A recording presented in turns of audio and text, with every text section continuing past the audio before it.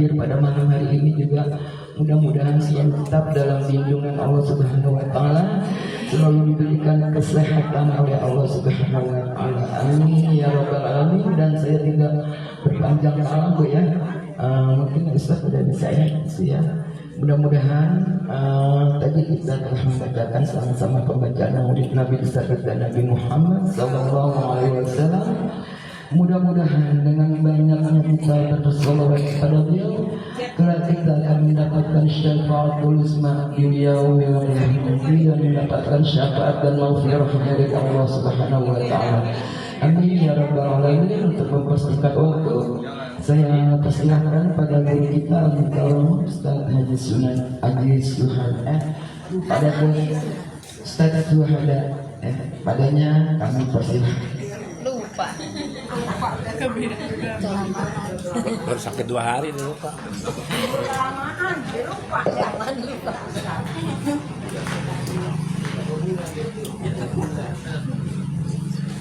Assalamualaikum warahmatullahi wabarakatuh. Waalaikumsalam warahmatullahi wabarakatuh. Bismillahirrahmanirrahim. Alhamdulillah alladzi bi dzikrihi tatma'innul qulub wa bi rahmatihi tughfarud dzunub.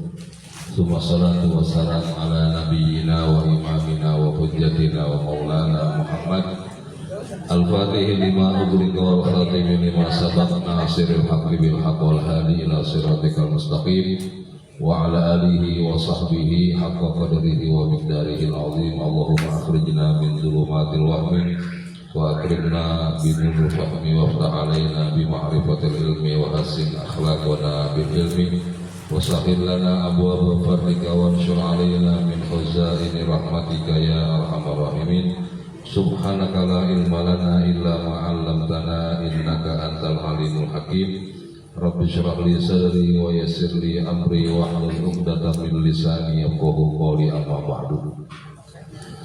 Al-Mukarramun, para asatidzah, para hujjaj, para tokoh masyarakat, tapi khusus keluarga besar Bapak Haji Nur Hasan serta Ibu Bapak Haji Ismail, Haji Zaini, serta para bapak-bapak sekalian.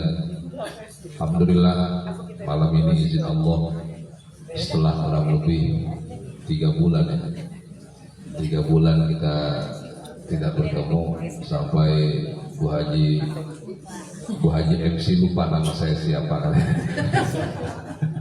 Saking bahagianya beliau melihat Bang Haji Zaini hadir ya. Kita doakan beliau tambah seger, tambah sehat, memberikan afiat yang sempurna. Semoga dengan berkah doa kita semua, segala yang beliau niatkan dikabulkan oleh Allah Subhanahu wa taala. Al-Fatihah.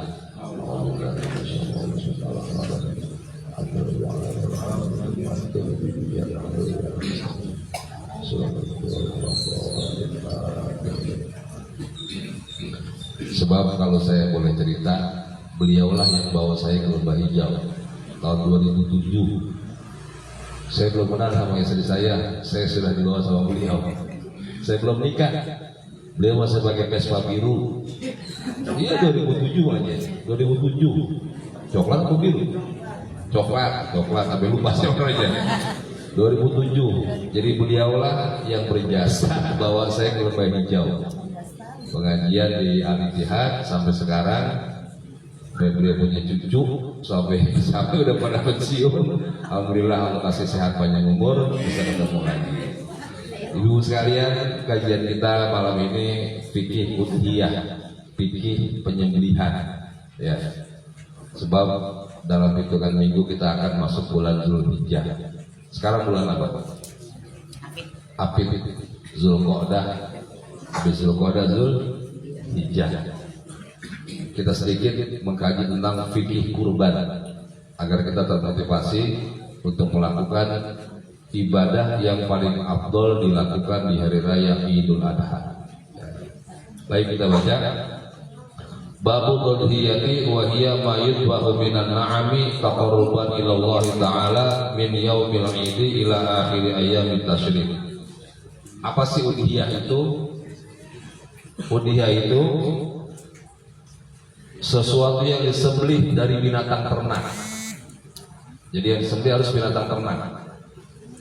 Tapi binatang ternaknya cuma 3 yang disyariatkan oleh agama.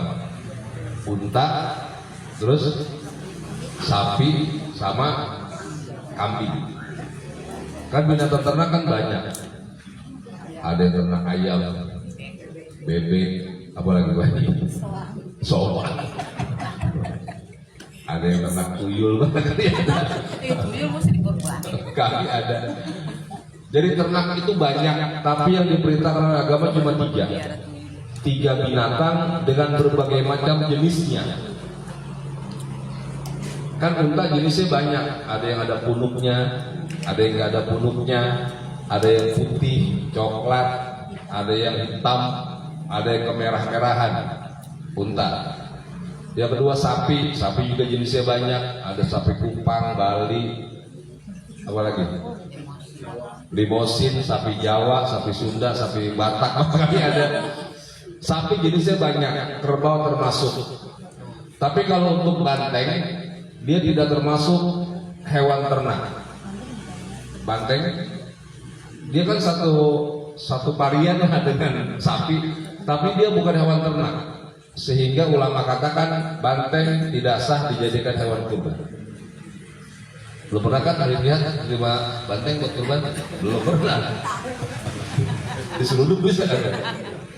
Yang ketiga kambing. Kambing ada kambing domba, ada kambing Jawa, kambing kacang, kambing ibas, ketawa, moreno, banyak lah pokoknya. 3 hewan itulah yang diperintahkan oleh agama dibolehkan untuk disembelih di hari raya Idul Adha. Cuma 3, yang lain nggak boleh. Ya. Taqarruban ilallah, tujuannya buat mendekatkan diri kepada Allah. Jangan niat yang lain. Jangan niat karena kita kebanyakan duit, kita beli sapi, tapi niatnya harus taqarrub ilallah. Sebab sejarah kurban di zaman Nabi Allah Adam alaihissalam itu Allah minta supaya putra-putranya ini mendekatkan diri kepada Allah dengan mengorbankan apa yang dia miliki. Itu kan masyhur riwayat Qabil dan Habil. Jadi kurban ini sejarah yang sudah ada sejak manusia ada. Qabil dia tidak terima dengan syariat zaman itu pernikahan silang antara kakak dengan adiknya, adik dengan kakaknya. Dia tidak terima, lapor kepada ayahnya Nabi Adam, wahai Nabi Adam, Nabi Adam ini antik bu. Nabi Adam itu beliau nggak punya besan tapi punya mantu. Nabi Adam besannya siapa? Hah? Punya mantu tapi nggak punya besan, sebab yang didekatkan anaknya. Qabil saudara kandungnya kan namanya Ikrimah, Habil Labuda, kawin silang. Jadi punya mantu tapi nggak punya besan. Nah, Qabil tidak terima dengan syariat kawin silang. Dia bilang, ayah, saya tidak mau menikah dengan Labuda. Kenapa? Kurang menarik. Sebab Nabi juga bilang, tunkahul mar'ah li arba'in, nikahkan wanita itu karena 4 perkara. Yang Nabi sebut pertama li jamaliha, karena kecantikan. Saya yakin kaum bapak yang di depan saya ini, yang samping saya dulu menarik ibu itu pasti karena ibu menarik. Sebab katanya kan dari mana datangnya lintah? Dari sawah turun ke kali. Dari mana datangnya cinta? Mata turun. Jadi mata dulu. Dari mata turun ke hati. Maka yang dilihat pertama kali fisiknya dulu. Qabil dia tidak terima dengan perintah Allah yang pernikahan silang. Kebetulan calon istrinya tidak menarik.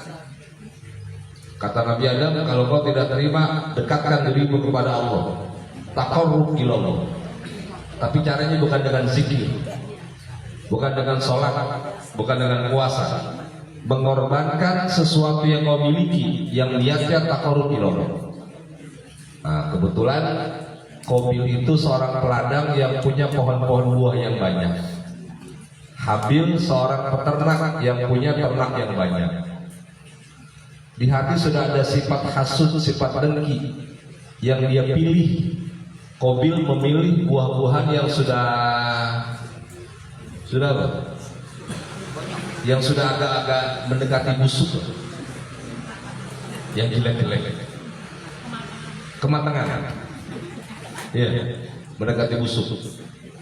Sementara Habil, dia pilihkan hewan kambing, hewan ternak yang dia miliki, yang besar badannya, gemuk badannya, putih warnanya, melingkar tanduknya, seekor kibas. Sudah, kata Nabi Adam, sudah kau siapkan niatmu untuk berkorban kepada Allah Ta'ala? Sudah. Ditaruh di tanah lapang dalam riwayat, lalu ada yang jemput. Kata Nabi Adam, ciri ibadahnya diterima sama Allah kalau dijemput oleh cahaya. Ada yang bilang api. Bila mana dia hilang, termakan oleh cahaya, termakan oleh api, maka dialah yang diterima kurban. Kita saja kalau pilih kan pasti pilih yang bagus kan? Apalagi Allah Al-Jamil, zat yang maha indah. Maka Allah nggak akan mungkin menerima sesuatu yang buruk, sebab dia mampu memberikan sesuatu yang indah. Kenapa yang buruk yang dia berikan? Allah Ta'ala mengutus malaikat untuk menjemput kambing yang dipersembahkan oleh Habil, putranya Nabi Adam. Kambing ini disimpan oleh Allah Ta'ala. Dan itu sejarah kurban di zaman Nabi Adam alaihissalam. Kemudian menurut terus tidak ada syariat kurban. Adanya di zaman Nabi Allah Ibrahim alaihissalam. Begitu Nabi Allah Ibrahim, Allah wahyukan dalam tidurnya. Jadi Nabi itu, Rasul itu, sekalipun mata terpejam, hatinya tetap bisa berkomunikasi dengan Allah. Sinyalnya standby terus ke Allah. Dalam qasidah Burdah disifati wa qalbuhu lam yanam wal ainu qad na'asa. Hati para nabi tetap hidup meskipun mata terpejam. Kalau hati seorang wali kekasih Allah terjaga dalam keadaan sadar, tidak tidur, dia tidak boleh lupa kepada Allah sedetik pun. Waliullah begitu. Tapi kalau tidur, ya sama seperti kita.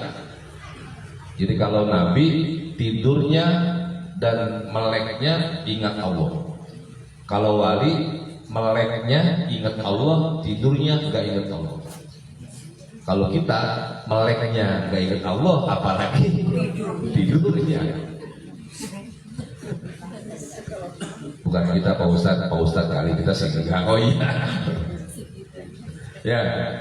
Beliau diwahyukan oleh Allah Ta'ala lewat mimpi 3 malam berturut-turut sejak tanggal 7 Zulhijjah, malam tanggal 8 dan malam tanggal 9. Di tanggal 10 Zulhijjah di pagi hari beliau panggil Ismail. Al-Quran menyebut bahasanya sangat indah. Ya bunayya, wahai anak kesayanganku. Itu panggilan sigot tasghir. Begitu Nabi Adam memanjakan Nabi Ismail alaihissalam. Ya bunayya, wahai anak kecil kesayanganku. Ada apa ayah? Inni arafil manam. Ayah melihat di dalam mimpi. Anni adbahuka, ayah menyembelih dirimu. Fandur madza. Bagaimana menurut pendapat? Jadi diminta pendapat Nabi Allah Ismail alaihissalam. Ibu jangan membayangkan kondisi dahulu dengan sekarang. Di Mina, di Mekah ketika itu ada satu kabilah namanya kabilah Zurhum. Kabilah Zurhum itu mereka biasa menumbalkan manusia yang dipersembahkan kepada dewa. Jadi menyembelih manusia untuk acara keagamaan. Orang Jawa bilang pasugihan, tumbal, ya tumbal ya. Dulu zaman kita kecil itu kalau ada culik, kan anak kecil sering kita takut, jangan jauh-jauh mainnya, nanti ada culik. Diculik buat diapain? Potong kepalanya, ada bangun jembatan, ditanam di situ. Katanya begitu, betul nggak? Wallahu a'lam. Mitosnya begitu kan? Mitosnya begitu. Kita takut kalau main jauh-jauh, nanti ada culik. Gitu. Kalau diculik, dipotong kepalanya, dibuat agar jembatannya kuat. Padahal mah jembatan kuat karena dulu nggak ada yang korupsi. Sekarang sih kan antara 1 miliar, jembatannya 500 juta. Jadi perlu tumbal. Itu biasa mereka menumbalkan manusia untuk acara keagamaan. Jadi kalau sekarang barangkali mereka bikin acara keagamaan halal bihalal yang disembelih bukan kambing, bukan sapi, manusia yang disembelih. Acara-acara, pokoknya semua acara keagamaan. Sehingga di saat Allah memerintahkan Nabi Ismail untuk menyembelih Nabi Ibrahim menyembelih Nabi Ismail, itu bukan perkara yang aneh, biasa. Begitu jawaban Nabi Ismail, ya abatif al-ma tu'mar satajiduni insyaallahu minas sabirin. Ayah, laksanakan perintah dari Allah, ayah akan menjumpai saya menjadi hamba-hamba yang sangat sabar. Berangkat dia sampai di Mina. Di Mina itu ada monumen namanya Jabal Kurban. Ya, mudah-mudahan kita bisa ke Mina, bisa ke Arafah, bisa ke Musdalifah, haji dan umroh. Amin ya rabbal. Di Mina ada Jabal Kurban. Disitulah Nabi Allah Ibrahim meletakkan leher Nabi Ismail alaihissalam. Usia 13 tahun. 3 kali upaya penyembelihan dilakukan. Dipotong lehernya, nggak mempan. 2 kali dipotong, nggak mempan juga. Sampai 3 kali. Datanglah malaikat Jibril alaihissalam. Kata Jibril, wahai Nabi Allah Ibrahim, cukup. Kau telah melaksanakan perintah Allah. Kau telah menunaikan yang Allah titahkan kepadamu. Kau letakkan Ismail dan kau alirkan darahnya, tetapi Allah tidak mengizinkan. Ini nih, gantilah sembelihanmu dengan seekor kambing. Kata beliau, ini kambing siapa sih? Ini kambing yang Allah simpan, dipersembahkan oleh Habil, putranya Nabi Adam. Tuh. Jadi kambingnya disimpan, dirawat, digemukin, digarut barangkali. Jadi kambing-kambing garut, tanduknya melingkar, warnanya putih, gemuk. Inilah kambing yang disimpan oleh Habil dan dikembalikan oleh malaikat kepada Nabi Ibrahim untuk disembelih. Sejak saat itulah penyembelihan berganti dari manusia menjadi seekor kambing sampai hari ini. Karena itu dalam mazhab Syafi'i 7 ekor kambing lebih afdol daripada 1 ekor sapi. Kan sapi kan kuotanya 7 orang. 7 ekor kambing lebih afdol daripada 1 ekor sapi. Tapi ibu lebih senang dikasih apa? Daging sapi, daging kambing? Sapi. Maka sekarang banyak yang korban sapi. Dulu banyak yang korban kambing kalau dulu. Ya, tahun 80 ke bawah itu jarang yang korban sapi. Yang banyak korban kambing. Tahun 90 ke atas banyak yang korban sapi, sedikit yang korban kambing. Tahun 2025 banyak yang korban perasaan, kan korban sapi. Nah, jadi na'am hewan kurban taqarrub ilallah min yaumil idi, disembelihnya di hari raya Id setelah sholat Idul Adha. Kalau sebelum bubar sholat maka jadi pahala sedekah, nggak jadi pahala kurban. Katakan warga di sini Lembah Hijau patokannya Masjid Al-Ittihad. Jam berapa selesai sholat Id? 7:30 katakan. Maka selesai Al-Ittihad sholat Id, maka boleh menyembelih hewan kurban dan jadi pahala kurban. Pak Ustadz, hewannya melimpah, kita takut gak keburu waktunya. Terus mereka belum selesai sholat, masih khutbah, di sini sudah menyembelih. Jam 7 sudah menyembelih hewan kurban. Bagaimana hukumnya? hukumnya jadi pahala sedekah, nggak jadi pahala kurban. Sebab belum bubar sholatnya. Meskipun yang menyembelih nggak sholat, nggak apa-apa. Kan sholatnya sunnah. Mau yang menyembelih Pak Haji Ismail, beliau dari habis subuh masa belum sampai nggak sholat, biar tajam. Beliau nggak sholat. Meskipun nggak sholat, tetap penyembelihannya setelah sholat di masjid yang ada di sini. Apabila sholatnya belum selesai, maka jadi pahala sedekah, bukan jadi pahala kurban. Jadi ada 3 perubahan pahala. Pahala kurban jadi pahala sedekah. Pertama, disembelihnya sebelum selesai sholat Id. Yang kedua, apabila ada satu nama dari yang dikurbankan itu yang sudah meninggal dunia yang tidak wasiat kepada anaknya. Kalau dia wasiat, nah kalau kau sudah besar, kau punya rezeki yang cukup, tolong ya nak, ibu titip setiap Idul Adha sembelihkan hewan kambing untuk ibu. Wasiat ibunya sudah meninggal dunia, anak yang menunaikan janji ibunya dibelikan hewan kambing.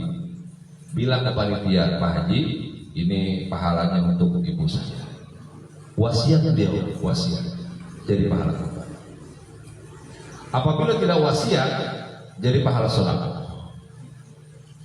Tapi kita panitia nggak usah repot. Bila mana ada almarhum yang tidak wasiat, nggak usah kita permasalahkan. Ada satu orang yang datang, Pak panitia, saya bawa ekor sapi. Anak saya 3, saya dan istri saya 5. Kata panitia, kan 7 orang Pak. Iya, yang 2 untuk almarhum. Satu ibu saya, satu bapak saya. Panitia tanya, beliau wasiat nggak? Nggak wasiat. Nggak boleh kalau nggak wasiat. Jadi gimana? Ya nggak boleh. Ya sudah, saya cari panitia yang lain aja. Kita sebagai panitia terima aja udah, terima. Meskipun nggak wasiat. Sebab tugas kita membagikan daging, tugas Allah membagikan pahala. Bukan tugas kita yang membagikan pahala. Meskipun dia nggak wasiat, maka panitia nggak perlu tanya ini orang tua wasiat atau nggak perlu tanya begitu. Yang perlu ditanya cuma satu, ibu ini kurban nazar atau kurban sunnah? Kurban wajib atau kurban sunnah? Kalau kurban wajib, nazar. Kalau saya, anak saya wisuda jadi dokter, saya akan menyembelih hewan kambing. Nazar, anaknya wisuda di kedokteran, lulus jadi dokter, ibunya ada rezeki, sembelih hewan kambing, bilang ke panitia, Pak panitia, ini kambing nazar. Saya nazar kalau anak saya wisuda di kedokteran, saya akan menyembelih hewan kurban buat anak saya. Oh berarti ini nazar Bu ya? Iya nazar. Ibu nggak boleh menikmati daging ini. Ibu dan keluarganya yang ada di rumah, nggak hanya ibu tapi keluarganya itu nggak boleh menikmati daging dari hewan kurban nazar. Hukumnya haram sebab nazar. Andai kata panitia memberikan hadiah hewan kurbannya sapi, boleh nggak dimakan? Boleh. Yang nggak boleh hewan kurban yang kita kurbankan. Kalau bukan hewan kita nggak apa-apa. Jadi jangan salah paham. Bukan tahun ini kita nazar, tahun ini kita nggak boleh menikmati daging kurban. Bukan. Yang nggak boleh hewan yang kita kurbankan, dagingnya sedikit pun tidak boleh dimakan. Maka panitia mencatat itu Bu Haji Bulan, beliau nazar jangan dikasih kambing. Sebab kambingnya kambing nazar, kasihlah beliau sama. Datanglah panitia, Assalamualaikum Bu Haji, waalaikumsalam. Rupanya yang distribusiin lupa. Ini apa ini? Ini Bu Haji dari Al-Ittihad panitianya, daging kurban. Begitu dibuka, kok kayak kambing ini, bukan sapi. Sudah ibu masak, kata suaminya, ibu itu daging apa? Kambing. Loh, ibu kan kurban nazar, kambing. Jangan-jangan kambing kita ya?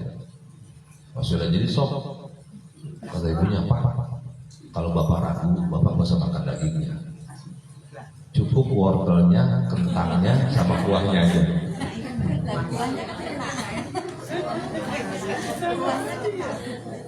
Pertanyaannya, rasa kuahnya, kaldunya kaldu apa? Kambing atau kaldu ayam? Kambing lah. Semua yang terkait dengan itu akan menjadi haram. Ibu nggak boleh makan dagingnya, nggak boleh makan wortelnya, nggak boleh makan kentangnya, apalagi pancinya, nggak boleh. Bosan kan pancinya punya saya. Jangan dimakan juga pancinya. Jadi sekarang terkait dengan kurban nazar, kurban yang dikurbankan nazar maka haram dimakan. Kita dan keluarga kita. Apabila yang diberikan itu sapi, bukan kurban kita, maka boleh. Nah ya, jadi yang kedua, kalau almarhum almarhumah tidak wasiat, maka jadi pahala sedekah, tidak jadi pahala kurban. Maka tidak ada salahnya. Ibu jangan lihat anak sekarang, lihat anak kita barangkali 10 tahun yang akan datang, maka nggak salah ibu wasiat. Nah, mumpung ibu masih hidup, ibu wasiat. Ya, ibu wasiat, dengarkan baik-baik. Kalau kau ada rezeki, tolong sembelihkan ibu hewan kurban. Ibu wasiat. Entah tahun 2040, entah tahun 2050, kita sudah pada meninggal dunia, dia ada rezeki. Ingat, oh iya, dulu mama wasiat. Maka pahalanya jadi pahala kurban. Wasiat aja. Jangan lihat, oh Pak Ustadz anak saya kan ojek online. Enggak apa-apa hari ini. Nanti dia akan jadi pengusaha jadi juragan ojek, katakan begitu. Nah yang ketiga, yang jadi pahala sedekah nggak jadi pahala kurban, mazhab Imam Syafi'i, apabila melebihi kuotanya. 1 ekor sapi untuk 7 orang. Ini sekolah ada 1000 siswa, membeli seekor sapi, diniatkan buat seluruh siswa, maka jadi pahalanya pahala sedekah, tidak jadi pahala kurban. Ya, itu sebabnya kita mazhab Syafi'i di Indonesia berlaku kuota. Pak Ustadz, setiap tahun saya kurban, terus tapi saya niatkan seluruh anggota keluarga saya, giliran satu-satu. Anak saya 3. 2022 saya beli seekor kambing untuk anak saya yang pertama. 2023 untuk anak yang kedua. 2024 untuk anak yang ketiga. Pertanyaannya, saya sebagai bapaknya yang membeli kambing dapat pahala sedekah atau pahala kurban? Kan beli kambing buat anaknya, diniatkan buat anaknya. Yang dapat pahala kurban anaknya atau bapaknya? Hah? Pahala kurban buat anaknya, pahala sedekah untuk bapaknya. Kan bapaknya memberikan kepada anaknya, maka bapaknya mendapat pahala sedekah, anaknya mendapat pahala kurban. Maka yang paling aman sudah bapak aja yang niat buat diri bapak. Ya, anak yang nganterin ke masjid. Nah, bapak kami ke masjid. Ditanya, atas sama siapa nih? Pak Haji Zain. Maka beliau dan keluarganya, beliau pahala kurban, keluarganya, istrinya, anaknya mendapat pahala sedekah.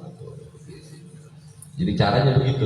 Tapi kalau diniatkan buat anaknya mendapat pahala kurban, bapaknya yang memberikan mendapat pahala sedekah. Dan taqarruban ilallah min yaumil idi ila akhir ayyamin tasyrik. Waktu penyembelihannya sampai berakhirnya hari tasyrik. Kalau besok itu hari Jumat lebarannya, kalau Jumat berarti Sabtu, Minggu, Senin, 3 hari. 3 hari itu Senin sebelum matahari terbenam, Senin sore.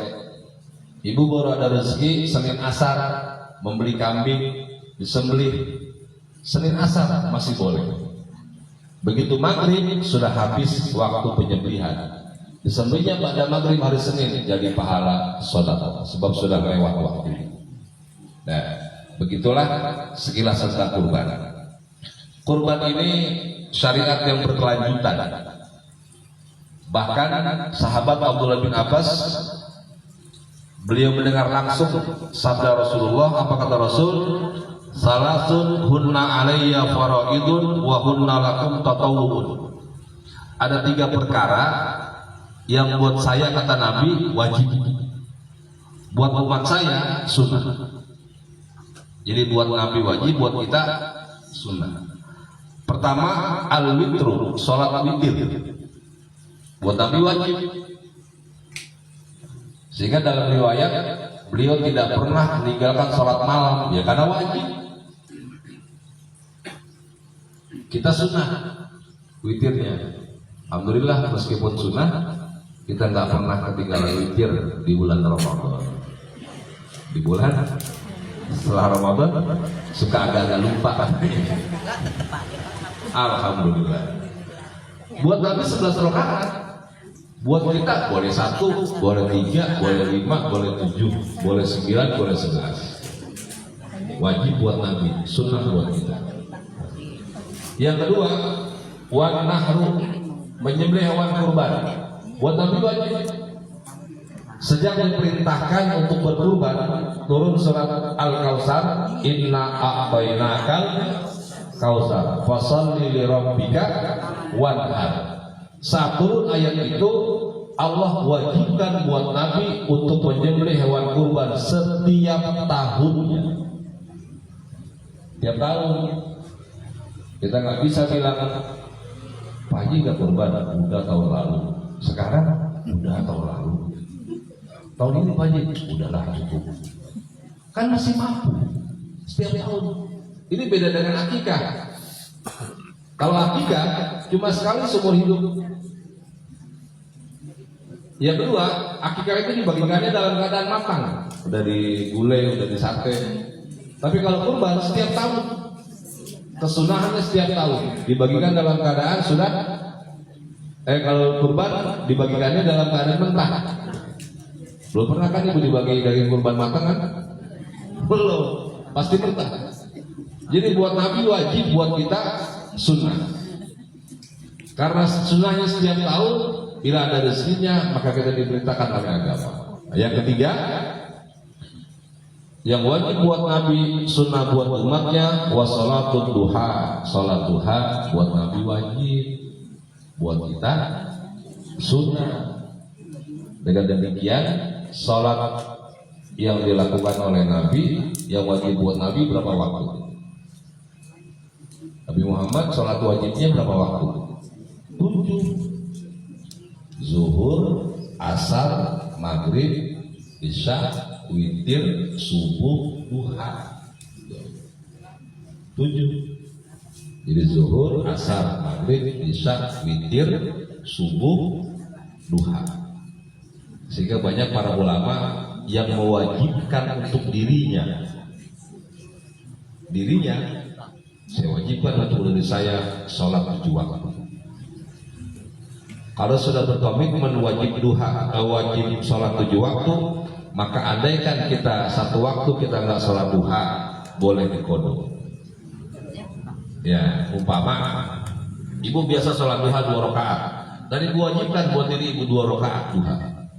1 waktu ibu diajak besan ke Cirebon, berangkat jam 6 pagi, nggak sempat sholat duha di perjalanan, nggak sholat duha. Ibu sudah bilang ke Allah, ya Allah saya wajibkan duha buat diri saya. Maka besoknya hari Seninnya ibu kodok, usolli sunat duha raka'ataini qodoan lillahi ta'ala. Jadi adaan diganti bagi yang sudah biasa sholat. Tapi yang nggak biasa sholat boleh nggak? Apa yang mau dikodok dia nggak biasa sholat? Ini yang biasa sholat duha, yang nggak pernah lewat sholat duhanya, bahkan jamnya nggak pernah berubah, pasti jam 9 katakan, atau pasti jam 8 atau jam 10, waktunya nggak pernah dia ubah. Jadi Nabi Muhammad sholatnya 7 waktu, kita 5 waktu, tapi ulama banyak yang mewajibkan sholat duha untuk dirinya dan witir untuk dirinya. Dan yang terakhir, pendistribusiannya dibagi 3. Yut'imu ahla baitihi as-sulus. wa yut'imu fuqara ajiranihi as-sulus wa yatasaddaqu ala su'ali bis-sulus. Kata Nabi, hewan kurban itu dibagi 3. Sepertiga untuk keluarga kita, orang di rumah kita. Sepertiga lagi itu hak fakir miskin, sedekah. Sepertiga yang terakhir untuk tetangga kita, masyarakat kita yang tidak mengenal status sosial. Bahkan ulama fikih mengatakan meskipun dia non muslim boleh menikmati hewan kurban kalau yang muslim sudah kebagian semua. Jadi pertama buat keluarganya, kedua buat sedekah penerimanya fakir miskin, yang ketiga untuk hadiah penerimanya seluruh warga di Lembah Hijau ini. Mereka harus diupayakan dapat semua meskipun nggak banyak, yang penting merata. Maka timbullah kepanitiaan. Tujuannya kan buat pemerataan. Kalau dipotong sendiri, Pak Haji Nur Hasan di sapi dipotong sendiri sama beliau, itu salah baginya nggak merata. Ya. Tapi kalau di panitia, satu RW kebagian semua. Khususnya orang-orang yang jarang menikmati daging, ya pakai miskin. Bila mana sudah berlebihan, maka seluruh warga boleh menikmati. Itu daging milik Allah, sudah bukan milik orang yang berkorban. Panitia tidak ada hak sedikit pun atas daging itu. Maka sering terjadi pertanyaan, Pak Ustadz, bagaimana kulitnya? Bagaimana panitia yang ambil di awal untuk dimasak dulu buat makan siangnya? Ya begitu kan? Bagaimana yang motong itu minta kepalanya? Bagaimana orang berkorban minta satu paha untuk dibawa pulang? Itu masalah-masalah yang seringkali kita pertanyakan setiap tahunnya. Maka jawabannya, panitia tidak punya hak untuk menjual kulitnya dan seluruh yang terkait dengan hewan kurban. Panitia tidak punya hak untuk memasak, tidak punya hak. Terus bagaimana caranya Pak Ustaz? Nah, caranya begitu ada yang nitip hewan kurban, katakan kambing, Pak Ismail nitip, Pak Panitia, ini hewan dari saya. Lalu panitia bilang, Pak Ismail, ini kita biasa makan siang berjamaah di sini, semua panitia dan warga yang ada di sini, yang nonton, yang bantu-bantu. Boleh nggak Pak Haji? Nanti hewan Pak Haji satu paha kita sok. Oh iya nggak apa-apa, saya ridho. Tuh. Itu cara pertama. Minta kepada yang berkurban untuk diridhoi bahwa hewan Bapak saya ambil satu paha untuk disop supaya panitia bisa makan siang. Itu cara pertama begitu. Cara yang kedua, dibagi dulu. Jadi pembagian kloter pertama yang tujuannya buat dimasak. Saya panitia. Ini beliau-beliau bukan panitia. Sudah dikomunikasikan bahwa nanti kita akan makan siang, maka dagingnya yang pertama disembelih, saya sebagai panitia akan memberikan kepada mustahiknya.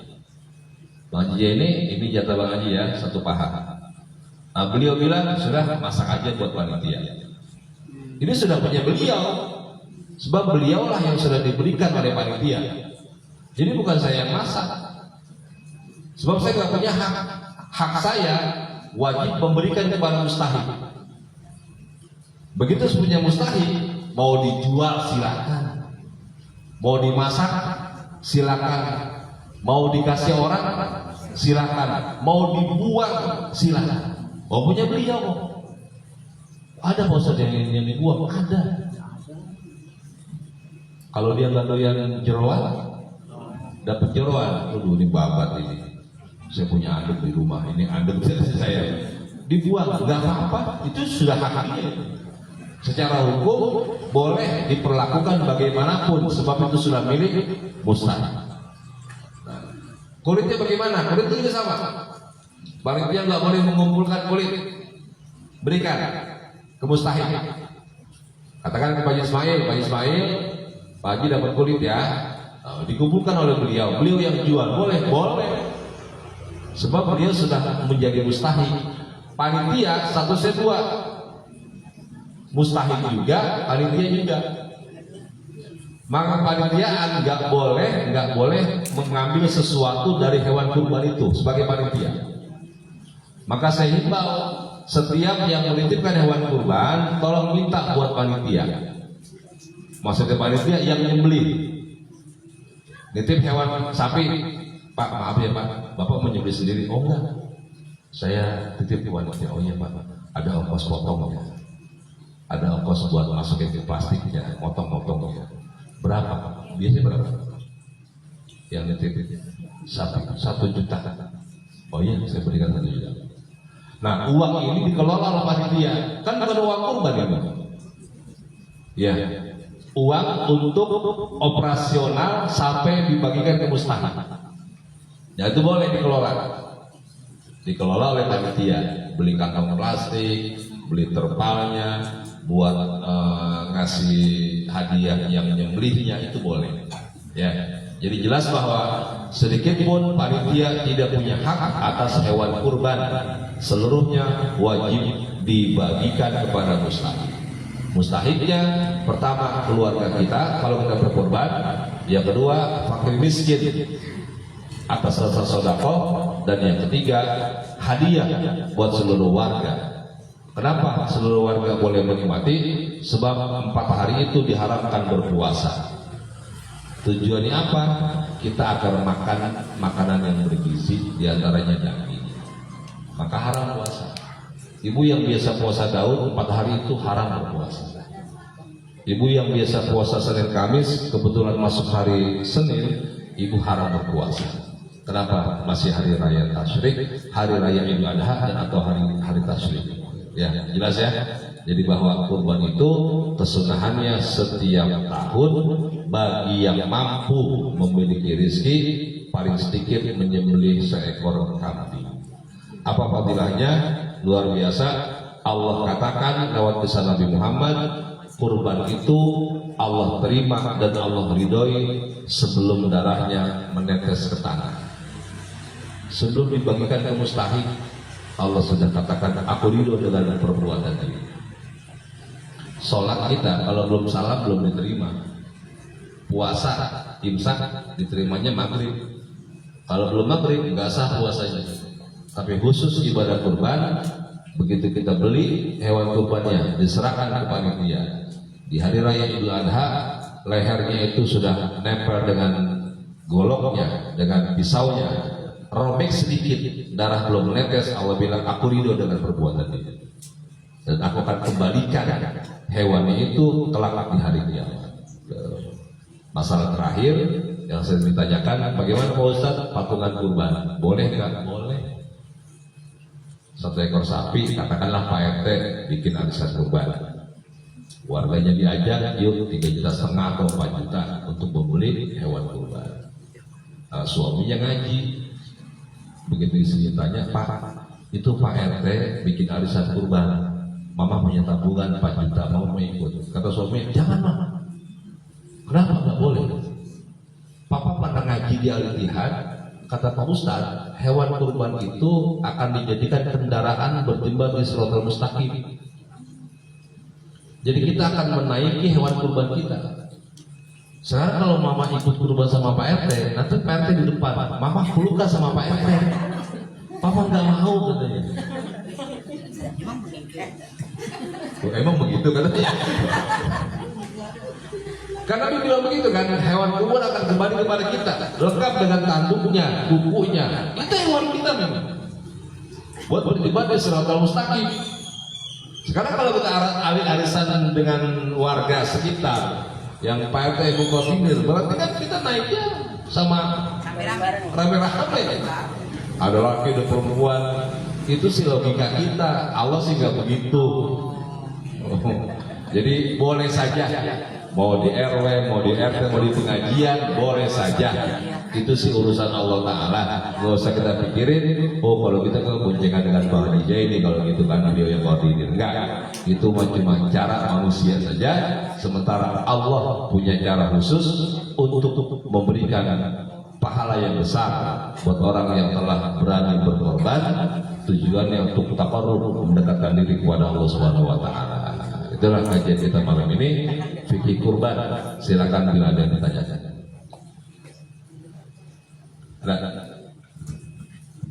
Bu, ada mau bertanya? Bagi Bu.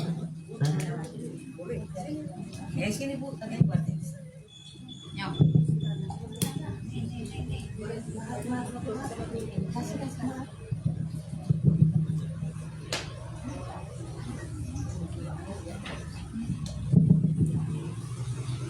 Assalamualaikum warahmatullahi wabarakatuh. Waalaikumsalam.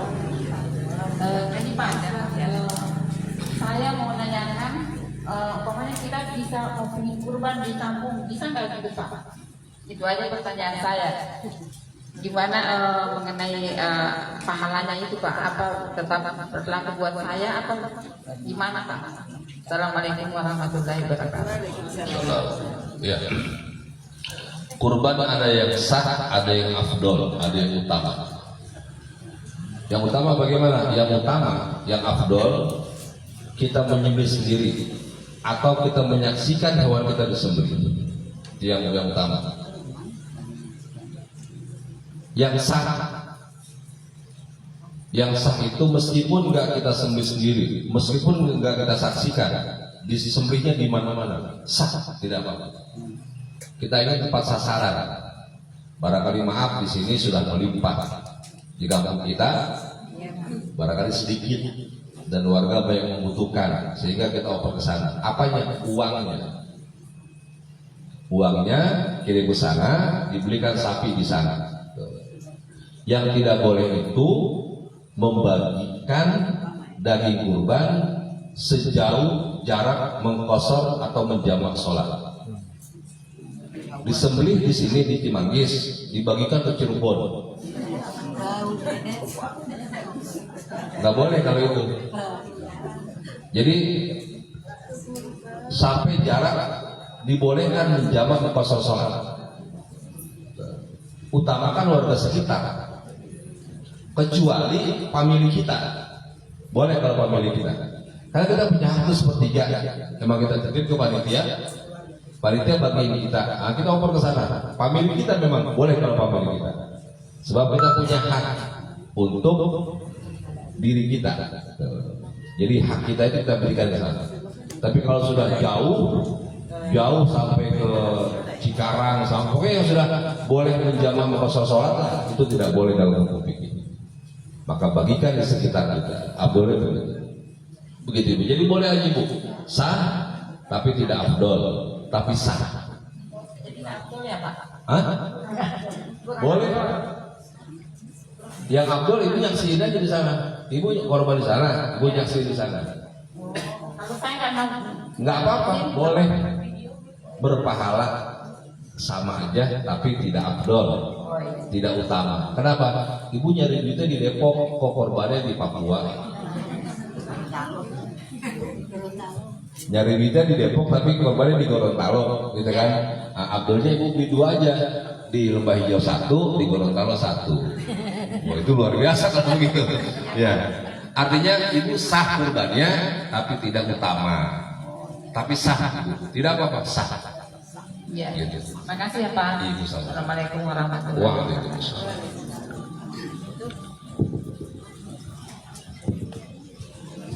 Assalamualaikum. Waalaikumsalam. Assalamualaikum warahmatullahi wabarakatuh. Pak Ustadz mau nanya, tapi ini bukan mengenai korban. Jadi ada tetangga mau nanya mengenai fidyah. Dia sudah punya anak 3, tapi sampai sekarang belum membayar fidyah. Tapi dia tetap membayar zakat fitrah dan bayar hutang selama hamil. Jadi bayar fidyahnya itu berapa untuk 3 orang anak dan bayarnya kepada siapa? Itu saja Pak Ustadz. Makasih. Wassalamualaikum warahmatullahi wabarakatuh. Waalaikumsalam. Ya. Itu puasa tahun berapa? Jadi harus dilihat tahunnya. Udah, saya mudahkan. Dia tidak puasa tahun 2020, katakan. Ya, ini contoh aja. Sejak tahun 2020 dia nggak puasa. 20, 21, 22, 23, 24, 25. Katakan sudah 6 tahun. Berapa hari dia nggak berpuasa? 1 bulan, 30 hari. Maka dia wajib mengkodok puasanya selama 1 bulan. Bab yang ditinggalkan 1 bulan penuh. Kalau puasanya nggak berubah hitungan harinya, tetap sejumlah hari yang dia tinggalkan. Yang berubah fidyahnya. Kalau dia 1 hari itu harus memberi makan 1 mud, itu di tahun pertama. Begitu sudah 6 tahun berlalu, berarti kali 6. Itu kan karena dia lalai. Kelalaiannya dikalikan jadi 6 tahun. Jadi ini fidyahnya fidyah tahun berapa? Ramadan tahun berapa? Karena itulah kelipatannya berlaku. Kalau kodok puasanya enggak akan bertambah, tetap bilangan hari, tetapi fidyahnya harus dikalikan sejumlah tahun yang telah dia lalaikan. Begitu Ibu. Jadi saya harus tahu persis tahun berapa dia punya anak pertama, tahun berapa dia punya anak kedua dan seterusnya. Ya mungkin yang pertama udah umur 6 tahun. Terus untuk satu mut itu berapa rupiah? 1 mut itu 0,75 liter, seliter kurang. Jadi kalau umpamanya bayar fidyahnya 1 bulan berarti 30 mut itu. Kurang lebih 30 mut. Kalau mau dimudahkan 30 liter beras. Kalau mau dimudahkan. Kalau kira-kira sudah sampai umur 6 tahun itu berarti dikalikan dengan Kali 6. Kali 6 gitu ya. Ya, 30 kali 6. 180. Ya. 180 liter. Sekarung lah. Lebih 3 karung, 4 karung bisa pergi.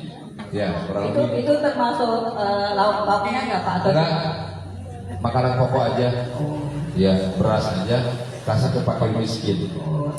Dikasih ke masjid gitu Pak? Enggak, kalau mut itu kasihnya ke orang, ke manusia, fakir miskin. Ya, fakir miskin. Kalau zakat mal boleh ke masjid, boleh digunakan buat operasional masjid. Buat apa? Buat bangun masjid. Zakat mal, zakat fitrah dan mut itu kepada orang, kepada mustahik, manusia yang menerima. Di antaranya fakir miskin. Ya Pak Ustaz, terima kasih. Sama-sama Mbak. Ada lagi?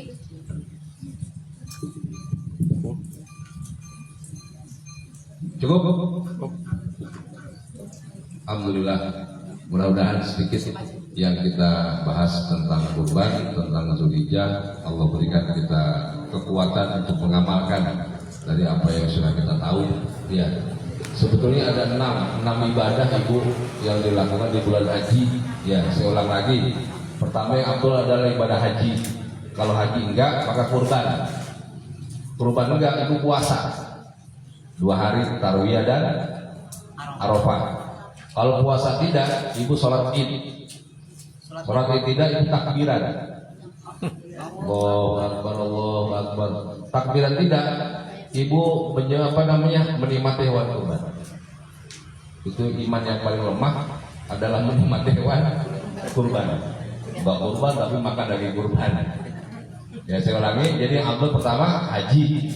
Kalau haji enggak, kurban. Kalau kurban enggak, puasa. Puasa tidak, sholat tidak, takbiran tidak, makan daging kurban.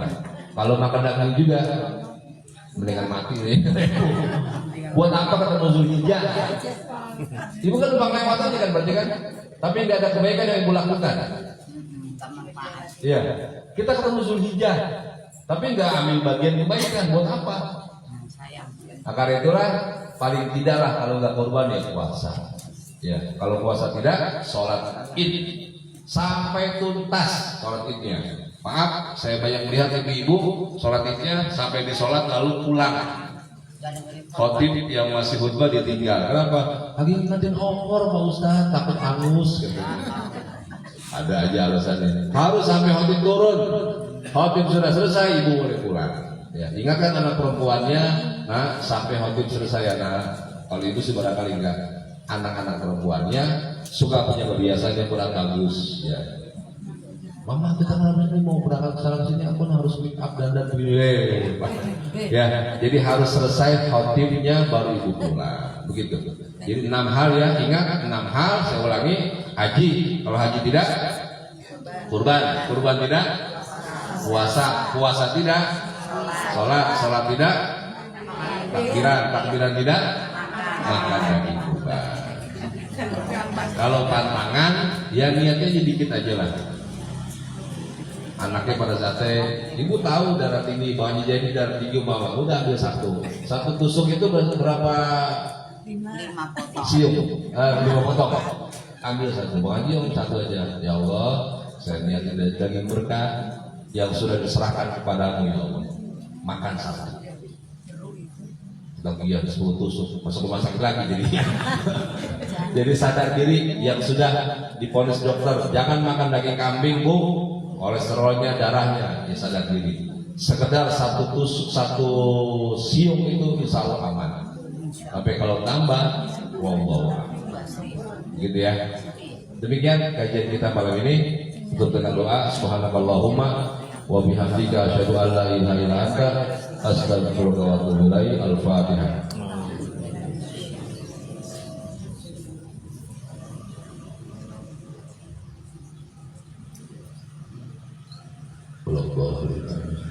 Nahmaduka wa syukurullah sholli ala sayyidina Muhammadin wa ala sayyidina Muhammad. Allahumma ja'alna mutahabina fika mutajalisina fika mutazawirina fika mutabadilina fika warda anna ya Allah la nuhsi sana'an 'alaika kama athaita 'ala nafsika wa lakal hamdu hatta tarda wa lakal hamdu idza radita wa lakal hamdu ba'da ridha.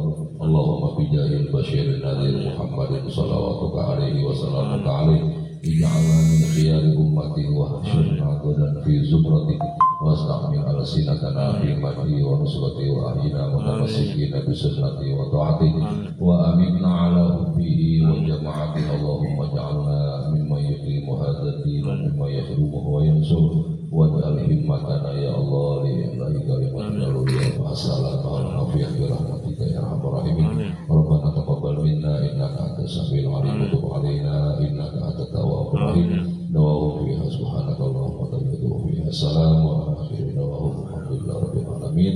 Banyak orang yang berkemaafan. Assalamualaikum warahmatullahi wabarakatuh.